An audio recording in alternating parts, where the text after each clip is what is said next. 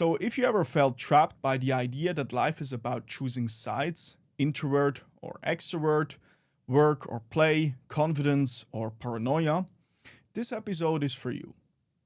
The truth is, the most successful people in history didn't choose one side, they combined opposites. They found genius in contradiction. So, today I will break down three things. Number one, why binary thinking keeps you stuck. Number two, how the best athletes, entrepreneurs, and investors transcend opposites. And number three, 15 powerful contradictions that can completely change how you think and act. And I learned all of this from entrepreneur Sam Ovens, so full props to him. And if you want to go deeper into his work, check out his business at school.com and watch his old YouTube videos.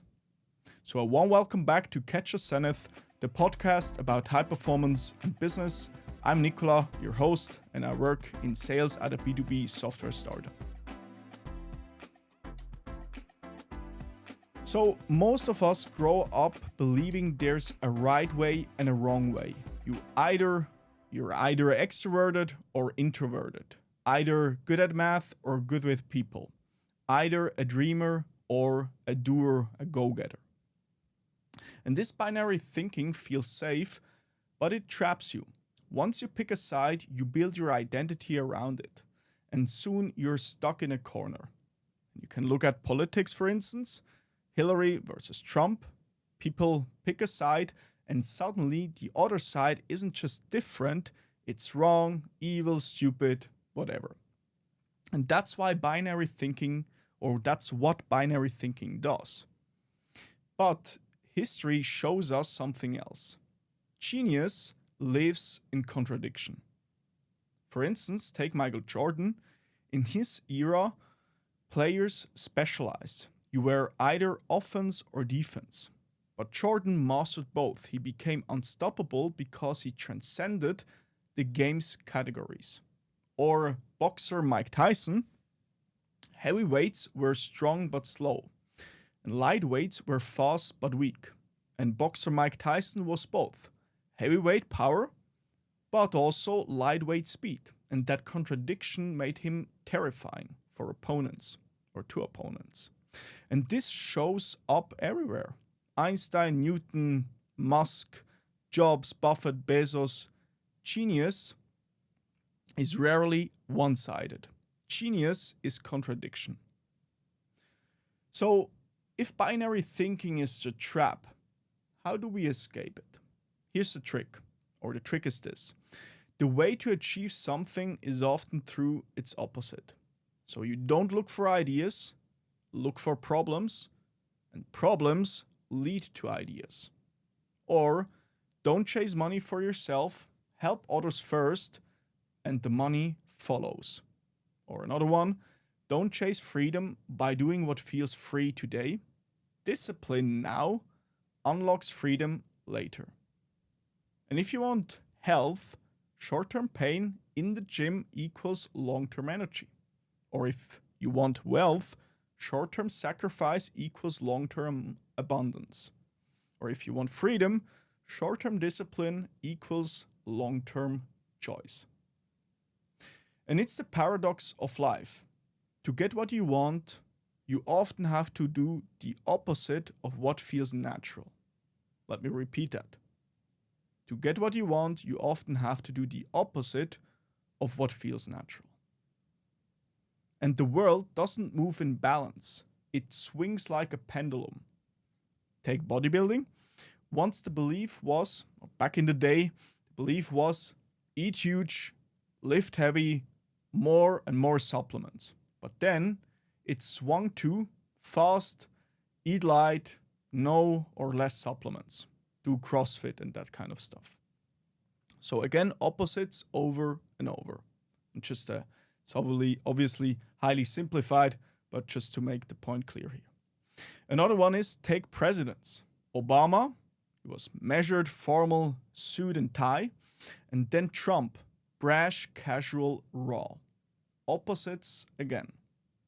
And the market does the same thing.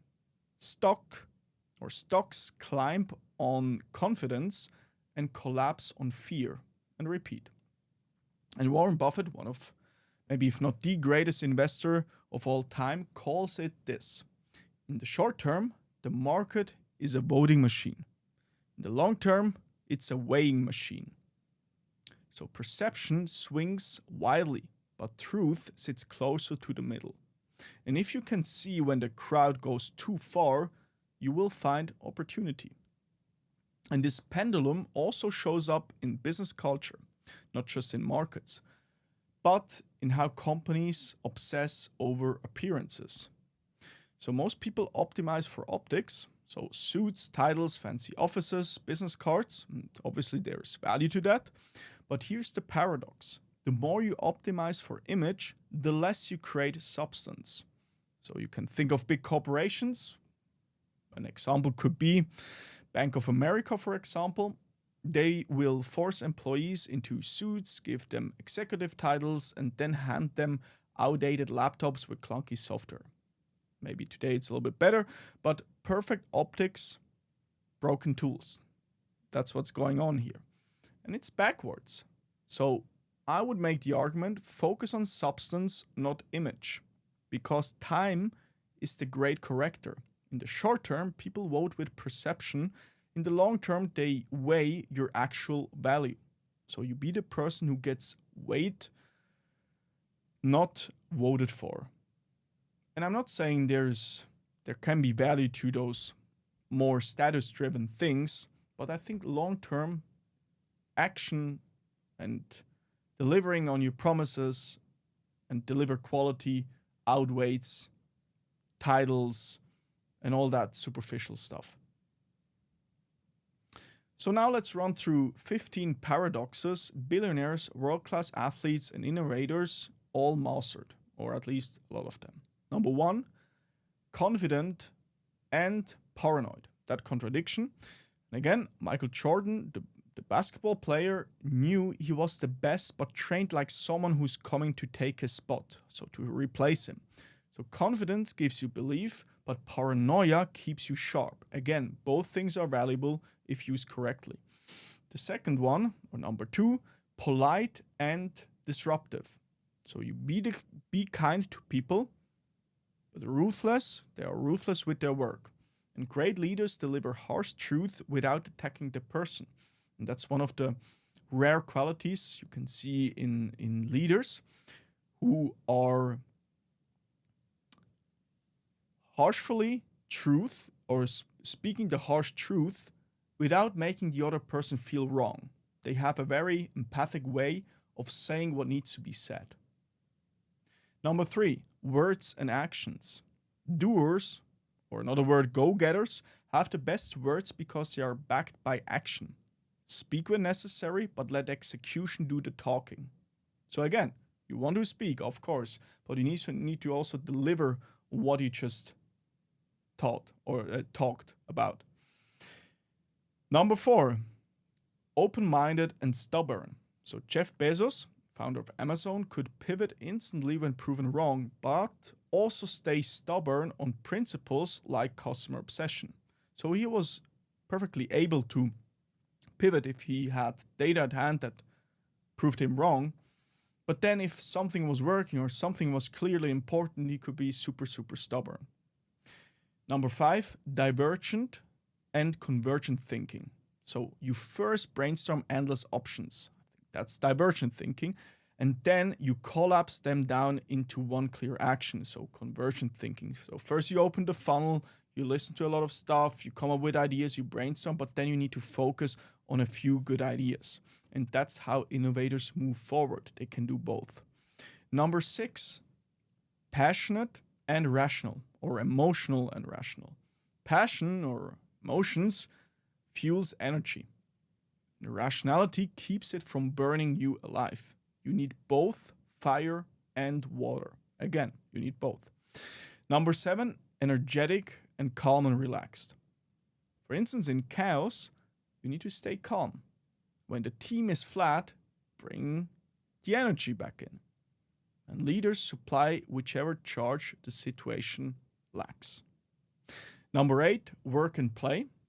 Jordan Again, basketball players said it. The secret is to fall in love with the game. And the grades make their work their play. That's an interesting one. It's still work, or you're doing something productive, it's work in itself, but it doesn't feel like work. It's in the end play. It's joy for you. So again, both aspects are relevant here, that contradiction. And then number 9, introvert and extrovert. So you could say I'm naturally introverted, but in sales I flip into extrovert mode. And the ability to shift between both is a superpower. It's kind of an interesting one because there's a lot of introverts out there that learn to be more extroverted. An introvert needs to make an active effort to learn the traits of an extroverted person. And it's definitely possible. You can learn that. It's a kind of a hard, or on average a harder effort, as opposed to someone who's naturally extroverted, but it's still doable, and that's cool.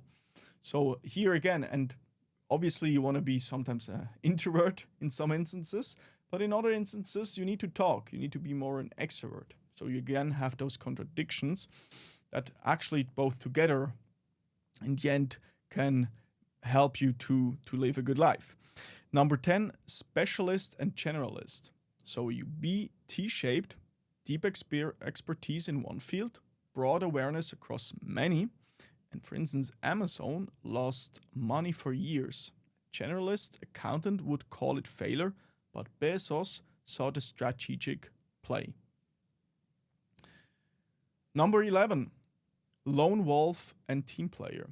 So sometimes you need to shut down, no, not shut down, you need to shut the door and grind 12 hours solo. So to focus, to hone in, to concentrate and do a lot of deep work.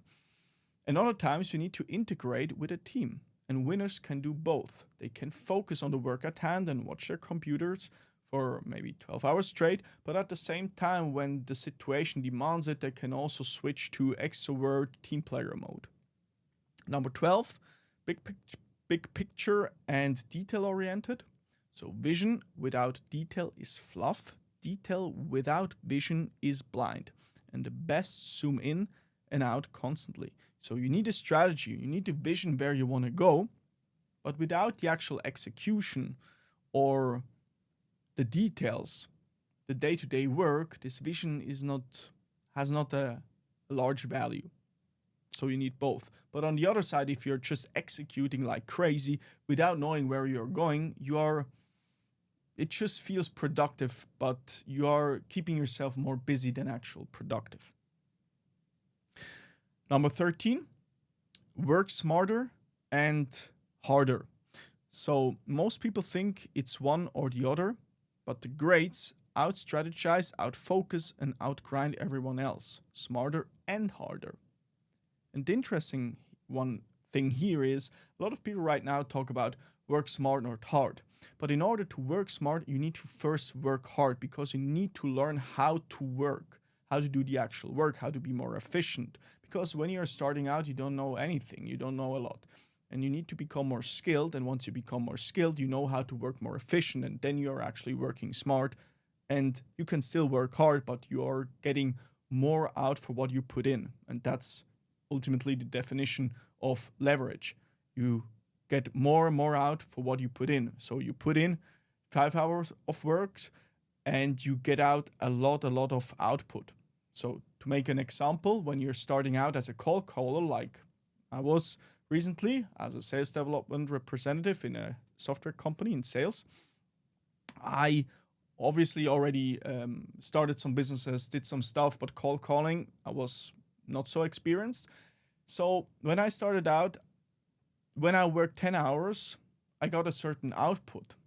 But after doing that over 3 months, over and over again, for the same 10 hours, I get now way more output out of those 10 hours. So the input is still the same, but I get more out for what I put in because I became better at it. I did it over and over again. And that actually then means you're working smarter. And obviously this happens automatically if you're doing something over and over again. For instance, with this podcast, I recorded many episodes, now 222. And The process of recording now a podcast episode is pretty streamlined and efficient. I know what to do. The steps are pretty clear. But when I started out, I needed to figure out everything on my own. I didn't know not much. There were some good tutorials out there, and I learned. But as I progressed and moved forward, I became more routinized. I know what I need to do, and right now it's a pretty efficient process. So I'm working smarter, still hard, but smarter at the same time. Number 14, student and teacher. The best teachers are obsessed students. Let me repeat, the best teachers are obsessed students. They learn, they teach. And Bezos or Warren Buffett are still learning daily. So you stay a student forever and you will always have something worth teaching. Number 15, the last one, casual and serious. So you forget the optics, like Steve Jobs in a black turtleneck built more value than perhaps 1,000 suited executives, but you can be playful when you want and deadly serious when it counts. So again, you can be casual and serious. And these contradictions that I just outlined aren't about balance. They're about flexing both sides at the right time. And here's a paradox I face myself sometimes. So I assume some people would tell me or have in their mind, hey, Nicola, how can you talk about reducing social media use on social media? Because sometimes in the past I talk about deep work session and made the argument that we need to find a conducive way to our own productivity when we are on social media. Not that we overflow our brains with unnecessary information or that we get distracted and impair our ability to focus. And then that begs the question, yeah, okay, you're teaching that people, but you're at the same time still on social media and using that. And fair point, but because that's where people are. And to free you from the trap, I have to meet you in the trap. That's a contradiction in action. And I'm not saying there's no value to social media. I see huge value to social media, by the way. But it comes down to if you can find a conducive way to life when using social media. In my case, I figured out a way using social media that is actually making my life to a certain degree better because I can push right now my podcast, my projects, my personal brand over Instagram or other platforms. So there is value to it, but at the same time, I'm not using it, or at least I try to not use it only for personal purposes.